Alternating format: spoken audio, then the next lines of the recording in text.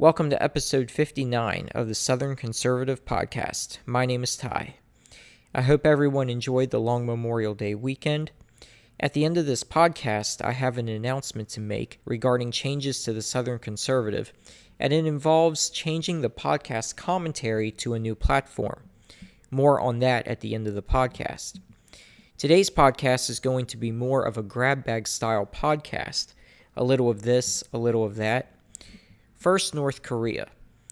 So last week, Trump announced that he was canceling the June 12th Singapore meeting with Kim Jong-un after the North Korean leader called Vice President Mike Pence a political dummy.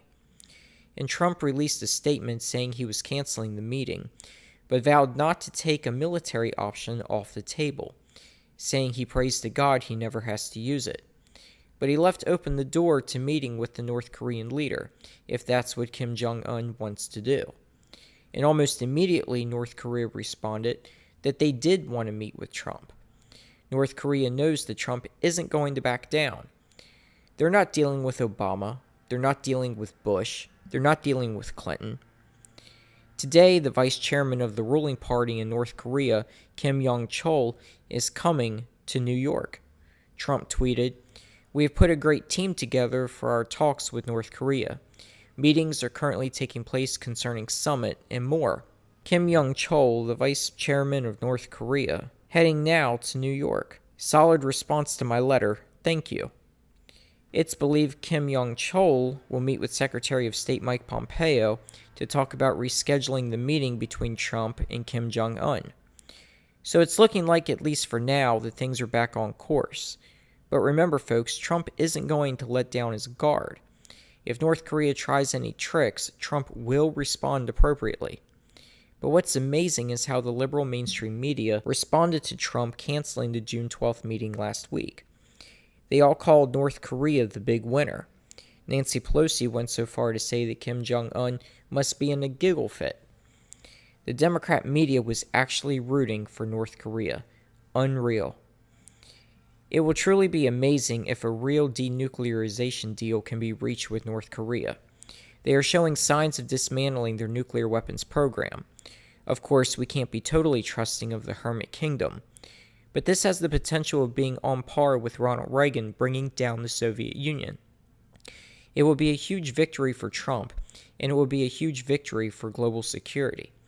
And it may serve as a model for what Trump may have in store with Iran, should Iran come to the table and talk with Trump or Pompeo. We'll have to see. Then there's the Washington Examiner. They have a story out about the rising gas and oil prices.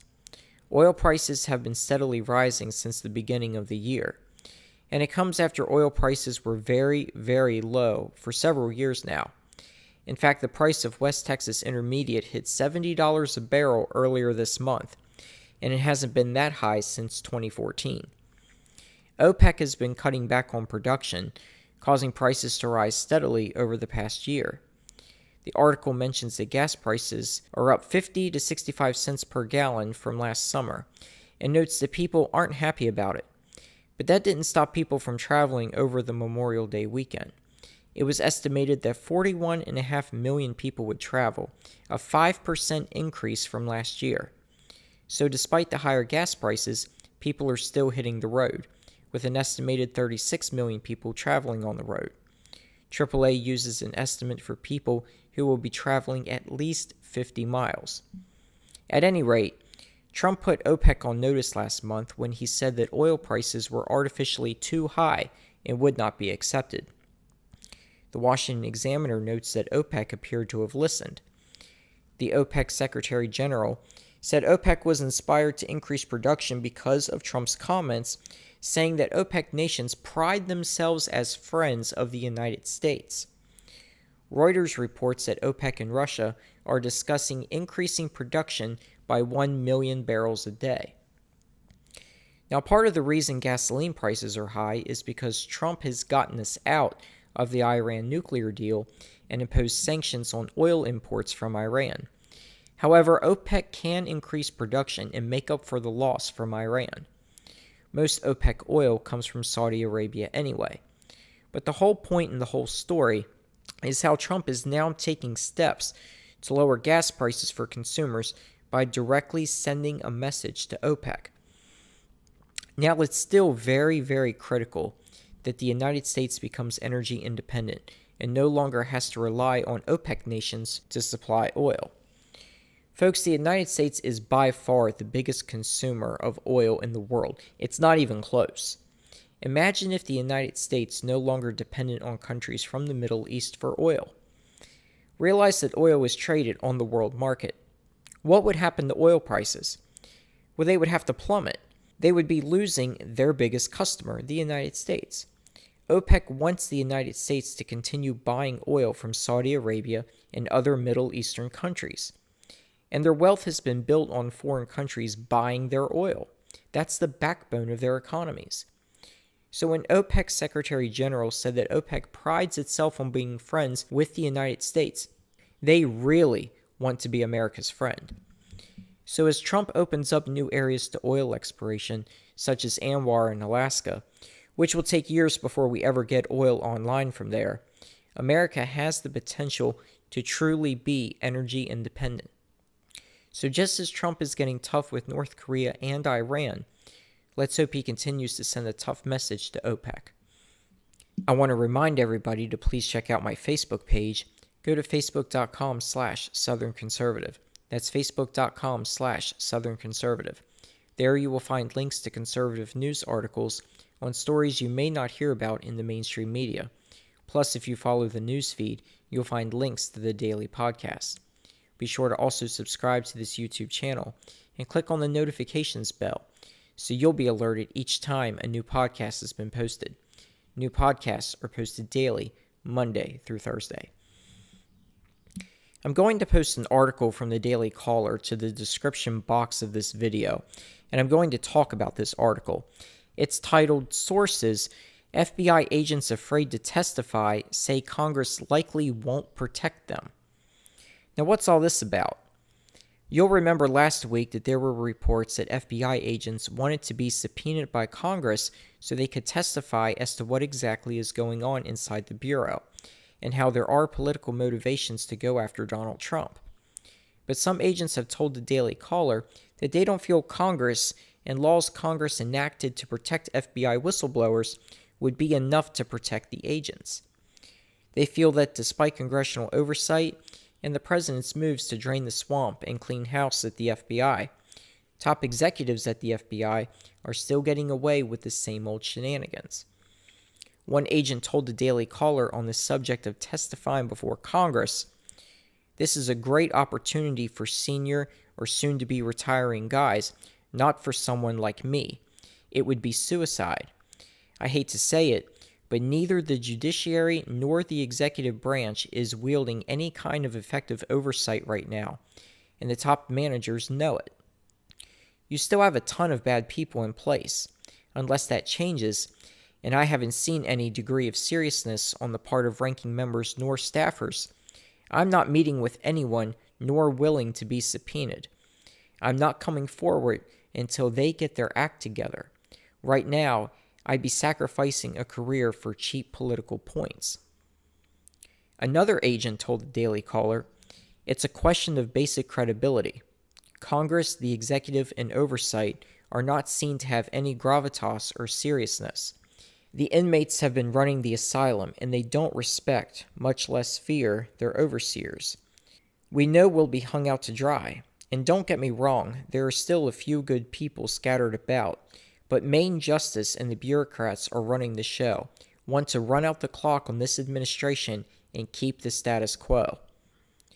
It's clear that Trump has been affected by the special counsel. Imagine what all Trump could be accomplishing if he wasn't wasting his time responding to Robert Mueller and questions from reporters regarding collusion with Russia. The presidency has been paralyzed in a sense. And as one agent in the FBI said, the FBI wants to run out the clock on Trump and keep the status quo. They're just waiting for Trump to leave office and hopefully get a new president that won't go after the Bureau for what clearly looks like partisan games being played to destroy Trump's presidency.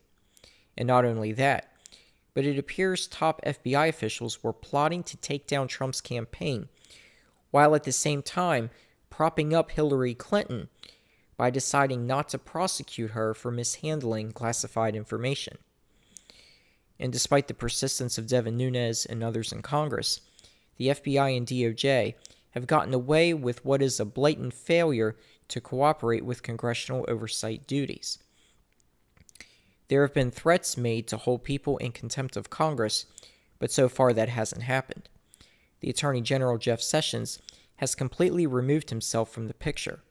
Meanwhile, you have a special counsel investigation that so far has not indicted one American for colluding with Russia, but instead has gone after Paul Manafort for activities he did well before Trump's presidential campaign began back in 2015. And they've gone after Michael Flynn for lying to the FBI when it appears that Flynn never lied. So you've got a rogue special counsel, an absent attorney general, and a Congress, and we can include the inspector general, who both have limited powers. The only recourse the president has is for a second special counsel to investigate the FBI and DOJ. Now, Jeff Sessions has recused himself on matters related to Russia, but he did not recuse himself from being the Attorney General of the United States. Sessions needs to call up a second special counsel, and he needs to do so right away. Now, Trump recently tweeted that Robert Mueller's special counsel investigation can be seen as meddling in the midterm elections. Trump tweeted, "The 13 angry Democrats, plus people who worked 8 years for Obama, and the 13 Democrats he's referring to are those Democrats that are part of Robert Mueller's special counsel team, working on the rigged Russia witch hunt, will be meddling with the midterm elections, especially now that Republicans are taking the lead in the polls. There was no collusion except by the Democrats." Now you can see how each of these scenarios could be bad for Republicans, which in turn would be bad for Trump. From all accounts and from people Mueller has on his team, there's no doubt Trump has his sights set on Trump. Now, while Mueller has said he does not intend to indict Trump following official guidance from the Department of Justice, Mueller could wrap up the investigation before the midterms, release a report suggesting questionable activities on the president's behalf during the 2016 campaign, and instill impeachment thoughts in the minds of voters and in the minds of those running for Congress, particularly Democrats. So if voters feel that Trump did something wrong, they may be more inclined to vote for someone who will impeach the president. If the investigation continues through the midterms, it's something that hangs over the president's head, and something that could make voters not want to support a congressional candidate that would back Donald Trump. Now, fortunately for Republicans, they are ahead on the generic congressional ballot polls. Republicans stand to gain seats in the Senate this November because of the overwhelming number of seats up for election that are currently held by Democrats. The House is the problem. It notoriously switches majority power after the opposition party gets control of the White House. But because the Democrats have lately embraced a very liberal progressive agenda, and Trump's recent successes in foreign policy and positive economic data, voters are leaning more toward Republicans now. If Democrats are to take control of the House next year, given the size of the current Republican majority, Democrats need to have about a 6 to 7% lead in the generic ballot polls. Depending on which polls you look at, Republicans either have the lead or Democrats are leading by just a few points. But we have seen a dramatic narrowing of the Democratic lead over the last several months, and it's because of a combination of Democrats moving further to the left, alienating more moderate voters, Trump's tax cuts, his foreign policy successes, and positive economic and jobs data. But this special counsel investigation certainly factors into things now.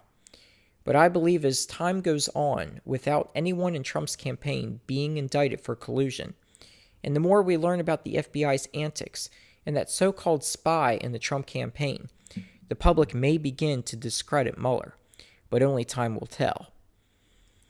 And that will do it for today. I had mentioned at the beginning of the podcast how there may be a change in the future regarding the format of my commentary. As I've mentioned several times, I have a full-time job working as a night shift pharmacist at a hospital. And with my schedule, I work 77 hours in 1 week.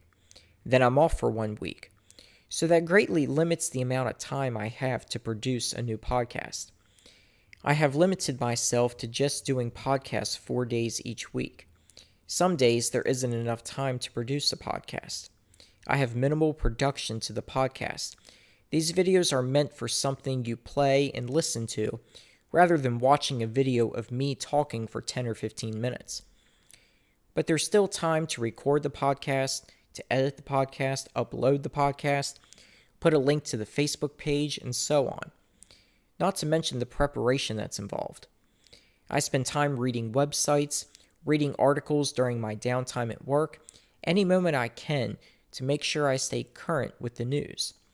So in an effort to cut back on the amount of time producing this commentary, I'm thinking of changing the format to a written commentary. Instead of me spending time making videos and podcasts, I'll simply write my thoughts, post them online, and have you read them. That would mean that you actually have to take a moment and read what I've written rather than sit back and listen to a podcast. But I'd like to have your input. Send me a comment on my Facebook page, facebook.com/southernconservative, and let me know whether you'd like written commentary or if you would like a daily podcast. I may wind up doing a mix of the two, writing daily op-eds and doing a weekly podcast. This is still something that I'm tossing around. Nothing is set in stone yet. Until then, I'll continue to do these podcasts daily, Monday through Thursday. I hope you've enjoyed the podcast, and I hope you'll come back and listen to tomorrow's podcast. Until then, have a great day, everybody.